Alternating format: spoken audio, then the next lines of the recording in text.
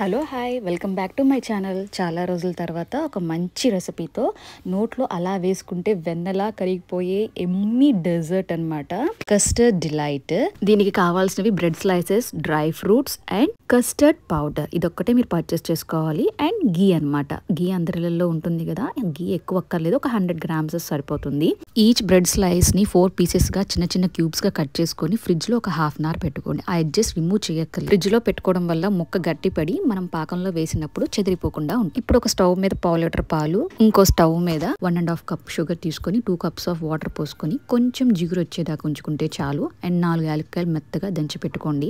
ఇప్పుడు 2 spoons of custard powder తీసుకొని పచ్చి పాలల్లో మాత్రమే ఈ కస్టర్డ్ పౌడర్ కలుపుకోవాలి. కాచిన పాలల్లో కానీ వేడి పాలల్లో కానీ కలిపిన కస్టర్డ్ ఉండలైపోతుంది. టీ గ్లాస్ ఆఫ్ పాలల్లో 2 spoons ఆఫ్ కస్టర్డ్ పౌడర్ కలుపుకుంటే చాలు. మిల్క్ క్వాంటిటీ మారితే ఇది కూడా మారుతుంది. మనకి పాకం రెడీ అయిపోయింది, ఆఫ్ చేసేసుకోవచ్చు. ఇప్పుడు పాలు నేను ఏదైతే చెప్పానో 1/2 లీటర్ కాసుకొని మరిగించుకోమన్నాను కదా, ఒక 2-3 పొంగులు వచ్చాక మేగడ కట్టనివ్వకుండా కదిపేసి ఇప్పుడు మనం కలుపుకున్న కస్టర్డ్ పౌడర్ మిల్క్ ని తీసుకొచ్చి దీంట్లో వేస్తే వేయగానే చక్కగా చెక్కబడిపోతుంది. సిమ్ములోనే ఉండాలి పొయ్య.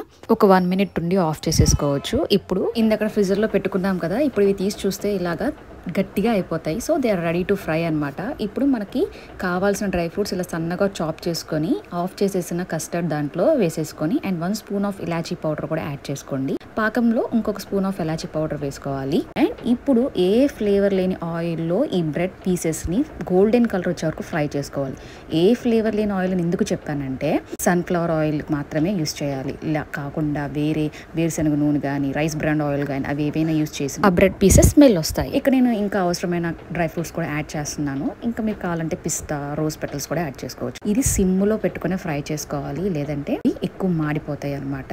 ఇలా గోల్డెన్ బ్రౌన్ వచ్చే వరకు ఫ్రై చేసుకొని ఇవన్నీ ఒక బౌల్లో ట్రాన్స్ఫర్ చేసుకోండి. ఇప్పుడు ఇవి చల్లారాక ఈ ప్రాసెస్ అంతా చూసి మీరు డబల్ కా మీఠా అనుకోవచ్చు, కానీ డబల్ కా మీఠాలో వేసే ఇంగ్రీడియంట్స్ వేరండి. దాంట్లో కోవా అండ్ ఫుడ్ కలర్స్ అలాంటివి వేస్తారు, బట్ మనం చేసేది వేరు. ఇలా పాకం వెడల్పాటి గిన్నెలో వేసుకోండి. వేసుకున్నాక ఈ పీసెస్ అన్ని ట్రాన్స్ఫర్ చేసుకొని అలాగా గరిటతో కదుపుకోండి, లేదంటే బ్రెడ్ ముక్క అనేది చిదికిపోతుంది అనమాట. బ్రెడ్ చిదిగిపోయి బ్రెడ్ హల్వాలా అయితే బాగోదు కదా. డెజర్ట్ అంటే స్పూన్ తో ఒక్కొక్క బ్రెడ్ పీస్ ని నోట్లో అలాగా పెట్టుకోగానే వెన్నెలా కరిగిపో. అండ్ ఇప్పుడు కొంచెం సిమ్ లో పొయ్యి అంటించుకొని ఒక 5 minutes అనమాట. కావాల్సినంత గీ యాడ్ చేసుకోండి. నేను ఇక్కడ 5 spoons ఆఫ్ గీ వేసుకున్నాను.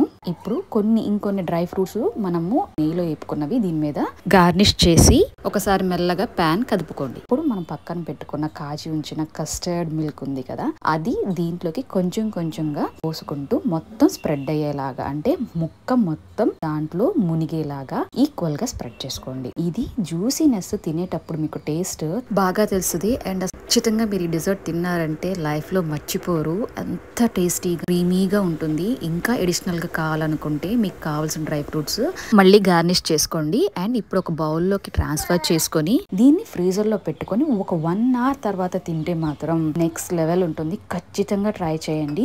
మంచి దమ్ బిర్యానీ లేదా హలీం సీజన్ కదా ఇప్పుడు, అలాగో ఒక హలీం తినేసాక ఇలాంటి ఒక డెజర్ట్ తిన్నామంటే పొట్ట చల్లగా హాయిగా ఉంటుంది. వీడియో మీకు యూస్ఫుల్ అయితే సబ్స్క్రైబ్.